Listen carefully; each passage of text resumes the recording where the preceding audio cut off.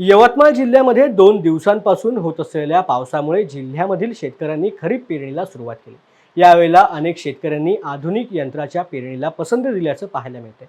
मृग नक्षत्र संपूर्णपणे कोरडे गेल्यामुळे बळीराजाच्या चिंतेत वाढ झाली होती, परंतु 2 दिवसांपासून सुरू झालेल्या पावसामुळे यवतमाळ जिल्ह्यामध्ये सर्वाधिक 4,57,510 हेक्टर क्षेत्रावरती कपाशी, 2,94,260 हेक्टर सोयाबीन, 1,15,400 हेक्टर तूर तर उडीद, मूग, ज्वारी या वाणाची लागवड शेतकरी करत आहेत। एकूण 8,83,828 हेक्टर क्षेत्रावरती पेरणी होत असून यासाठी शेतकऱ्यांची लगबग सर्वत्र पाहायला मिळते।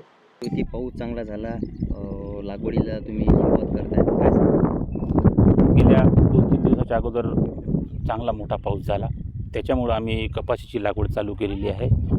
आज रोजी माझी कपाशीची लागवड 10 एकर कंप्लीट होत आहे आणि आणखी जर एखादा पाऊस जर चांगला आला तर येत्या 2-3 दिवसात मी सोयाबीनची पण लागवड चालू करणार आहे। काय अपेक्षा निसर्गाकडून यावर्षी? निसर्गाकडून आमची एवढीच अपेक्षा आहे की गेल्या वर्षी जशी अतिवृष्टी झाली तशी व्हायला नको आणि वेळोवेळी पाऊस यायला पाहिजे आणि वेळोवेळी जर पाऊस आला तर आमच्या उत्पादन चांगलं होईल। म्हणजे पराठीचा मालाची वाढ, त्यानंतर त्याला फुटवे फुटणे, हे ते सगळ्या गोष्टी चांगल्या होईल। वेळेतच पाऊस यावा अशीच अपेक्षा आहे आमच्याकडे।